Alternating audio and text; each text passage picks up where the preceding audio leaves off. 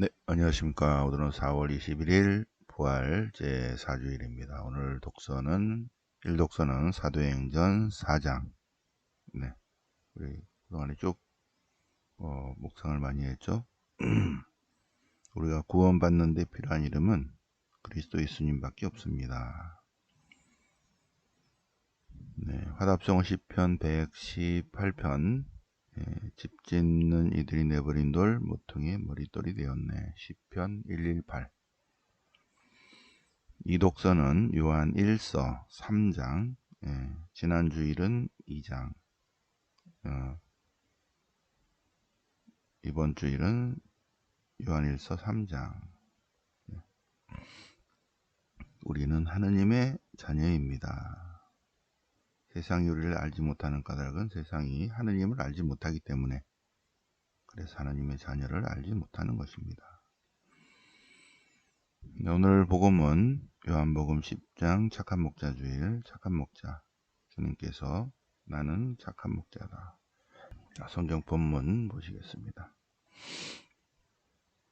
사도행전 1독서 사도행전 4장. 베드로와 요한이 최고의회에서 증언하는 내용입니다.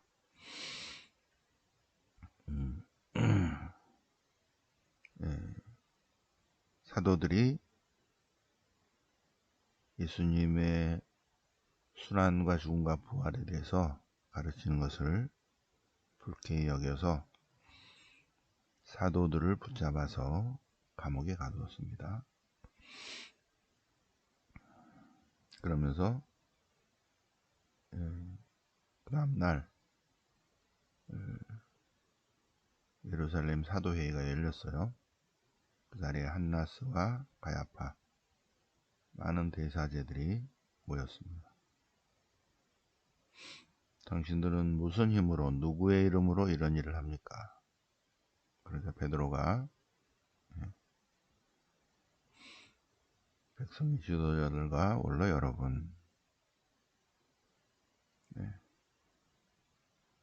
태생 안전뱅이를 일으킨 이 사건과 병든 사람에게 착한 일을 하는 사실과 이 사람이 치유받은 그런 문제로 회의가 열렸다면 이것을 알아야 됩니다. 나자렛 예수 그리스도의 이름으로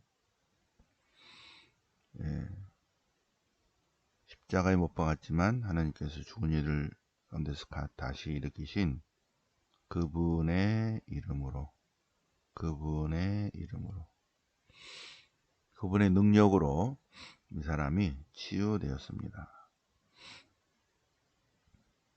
예수님은 집 짓는 사람들이 버린 돌, 그러나 모퉁이의 머릿돌이 되신 분이십니다. 시편 118편이죠.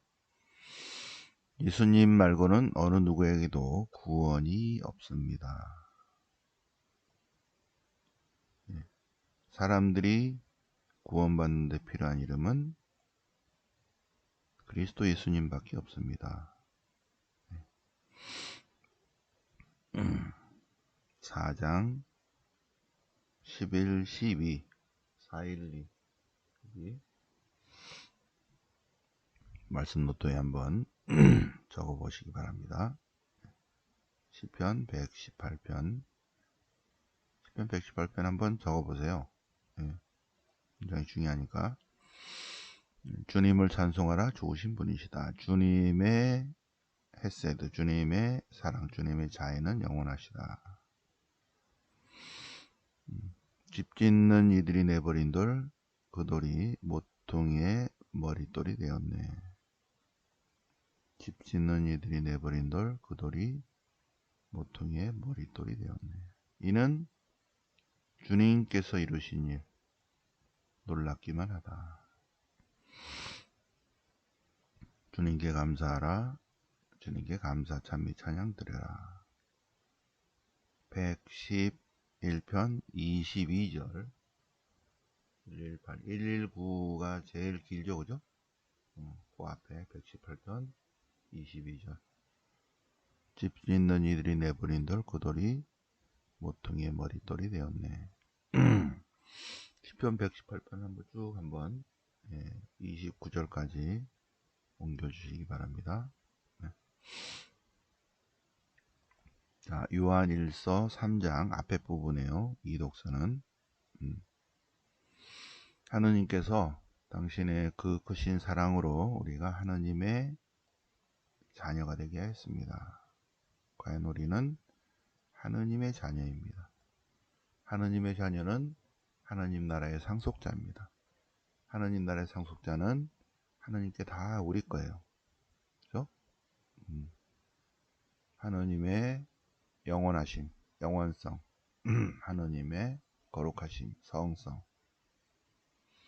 그래서 우리는 하느님의 자녀가 되면서 바로 영원한 생명을 시작하는 거죠. 세상이 하느님의 자녀를 알지 못하는 이유는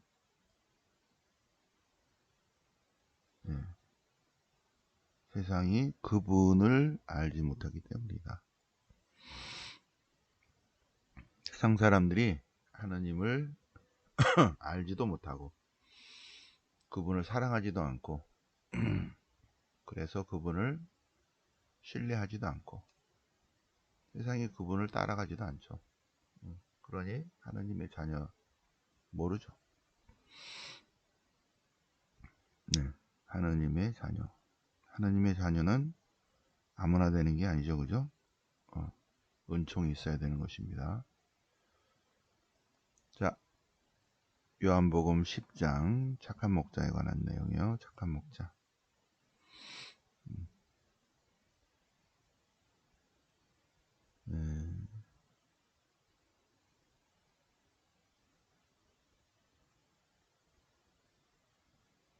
목자.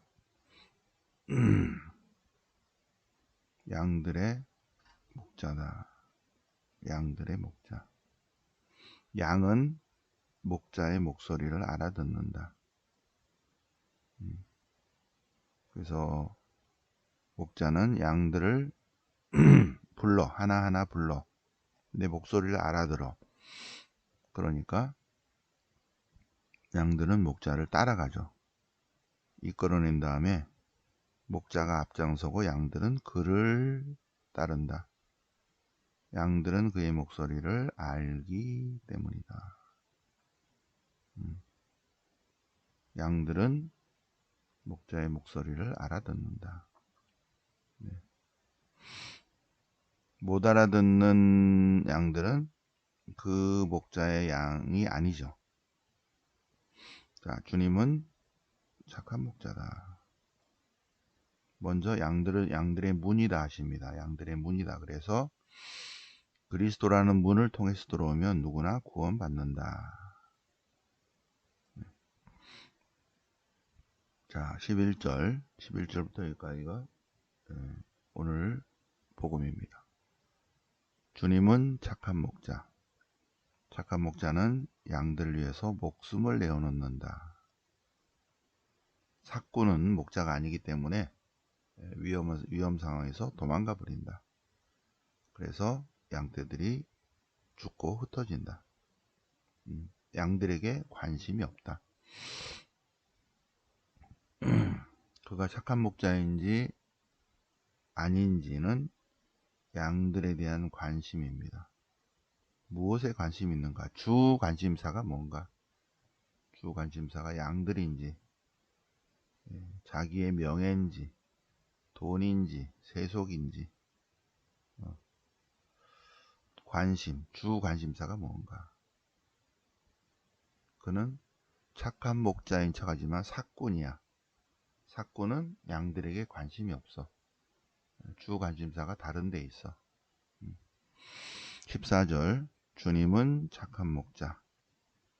그래서 주님의 양들은 주님을 안다. 주님의 목소리를 안다. 그래서 주님은 양들을 위해서 목숨을 내어놓는다. 우리에 들지 않은 다른 양들도 있는데 그 양들도 목소리를 알아듣는다. 목소리를 알아듣는다. 이게 중요하죠. 그죠? 목소리를 알아듣는다. 우리가 주님 말씀을 귀담아 듣고 그분을 따른다면 주님의 양들이죠. 마침내 한 목자 아래서 한 양떼가 될 것이다. 한 양떼가. 자, 17절, 18절 중요한 거. 예수님께서 생명을 내어놓는 것은 주님께서 스스로 그렇게 한 것이라는 거죠. 스스로. 네. 아무도 빼앗지 못한다. 네. 어느 누가 주님의 생명을 빼앗았다. 그렇지 않다는 거죠. 17절, 18절 보면 주님께서 스스로 당신 목숨을 내어놓는다. 우리를 위해서. 그게 17, 18절 안에 들어있습니다. 자, 오늘 착한 목자 주일이어서 11절, 요한복음 10장 11절부터 19절까지 18절까지 한번 잘 말씀 노트에 써 보시기 바랍니다. 네. 자, 그러면 오랜만에 성모님께 대한 참된 신심 보시겠습니다. 제5장 그래서 창세기 27장 한번 숙제하라고 그랬는데 숙제 안 하신 분들은 다시 한번 말씀 노트에 적어서 올려주시기 바랍니다. 창세기 27장. 자, 창세기 27장 성경 내용은 에사와 야곱에 관한 이야기인데, 자, 여기서 주인공은 레베카와 야곱입니다. 레베카와 야곱. 형 에사오는 야곱에게 장자권을 팔았어요. 자, 아버지 이삭이 이제 늙어서 눈도 잘 안 보이고 그래서 죽기 전에 아들을 축복해 준다.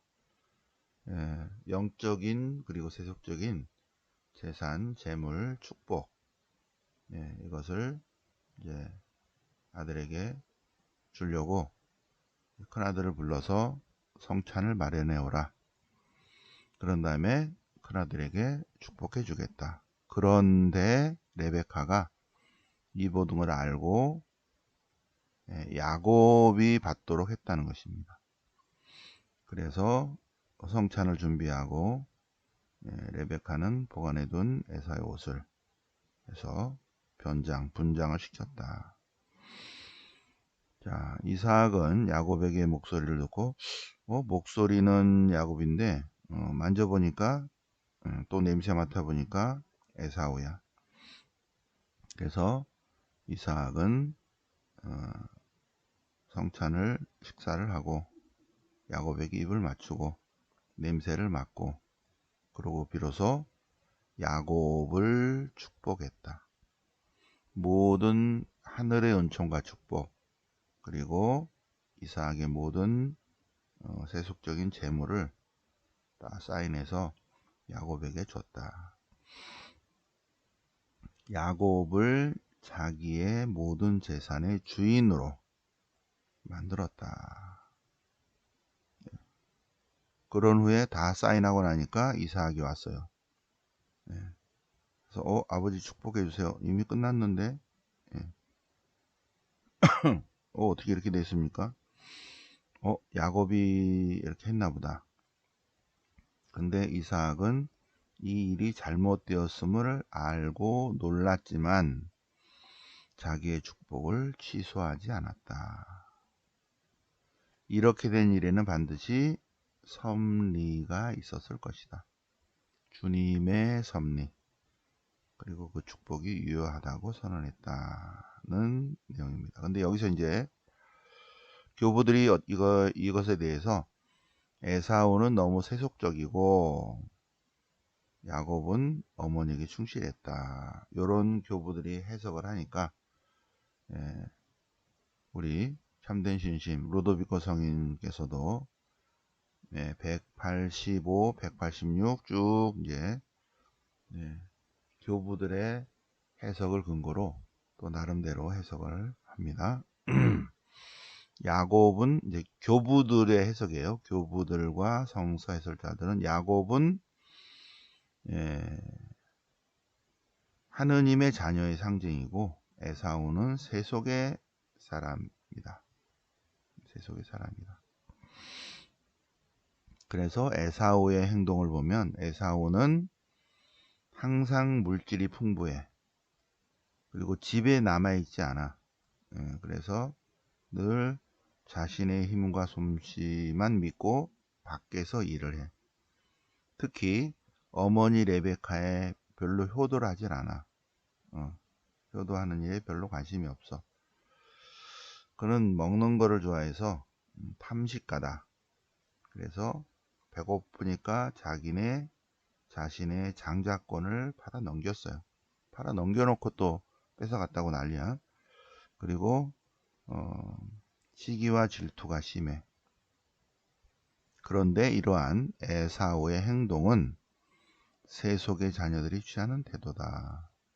세속의 자녀들은 자신의 능력을 믿고 천상적인 일에 관심이 별로 없다. 세속의 자녀들은 하느님 안에 머무르려고 하지 않는다. 세속의 자녀들은 자기 집이에요. 자기가 가야 할 집, 하느님께서 마련하신 내적이고 중요한 영혼 속에 머물러 있지 않는다. 그래서 187항 중요합니다. 피정이나 영신적 신심을 별로 좋아하지 않는다. 피정 가자 그래도 꼭 여행으로 생각한다. 피정, 세속을 떠나서 조용히 다른 곳으로 가서 하느님을 묵상하고 생각하는, 기도하는, 하느님 안에 잠기는 그러한 시간을 갖는다 그러는데 뭐 새로운 거 안 봐서 거기 안 가요 그러고 있다는 거죠. 세속의 자녀입니다. 그런 사람 안 가도 돼요. 그죠? 세속의 자녀들은 하느님의 자녀들만 가는 거예요. 피정, 하느님의 자녀들, 영적 신심을 좋아하는 사람들. 세속의 자녀들은 성모님 마리아 공고에서 별로 노력하지 않아. 토요 성모 신심에 오기가 쉽지 않죠. 절대 쉽지 않죠. 성모님에 대해서 야곱과 같은 애정을 가지고 있지 않다. 또 세속의 사람들은 성모 신심이 우리의 구원에 반드시 필요하다. 이런 것을 안 믿는다는 거예요. 요 구절이 제일 중요하죠. 그죠? 성모님에 대한 애정도 없고 성모님께 대한 사랑이 없다. 애정이 없다. 그냥 사랑이 없이 기도만 중얼거린다. 세속적인 기쁨을 위해서, 세상적 기쁨을 위해서, 세상적 기쁨을 주는 불공죽 한 그릇을 위해서 중요한 것들을 버린다. 하늘의 축복을 받으려고 하지 않는다. 순간적 쾌락, 헛된 명예를 위해서 소리 지르고 마이크 잡고 한다는 거죠. 천상의 상속권을 팔아버린다. 그러면서 자신의 성공, 세속적 쾌락, 출세, 안락한 생활, 이런 것들을 꾀한다. 얘기입니다. 세속적인 자녀. 하느님의 자녀냐, 세속적인 자녀냐. 내일은 하느님의 자녀에 대해서 공부를 해보겠습니다. 190항까지. 요? 190항까지. 184부터 184부터 190까지 쭉 정리를 해 보시기 바랍니다. 자, 시간이 바뀌어서 많이 안 들어오셨어요. 이제부터 5시 반에 시작합니다. 5시 미사, 5시 반 성경 공부. 그리고 성경 공부는 일월화 3일만 하겠습니다. 일월화. 그래서 내일 월요 성경이고 화요일 화요 성경, 토요일은 토요 성모 신심 있습니다. 자, 그러면 오늘 4월 21일 부활제 4주일을 맞아서 독서와 복음 그리고 참된 성모신심 같이 새벽반 공부해 보셨습니다. 네, 영광이 성부와 성자와 성령께 처음과 같이 이제 항상 영원히 아멘. 성부와 성자와 성령 이름으로 아멘.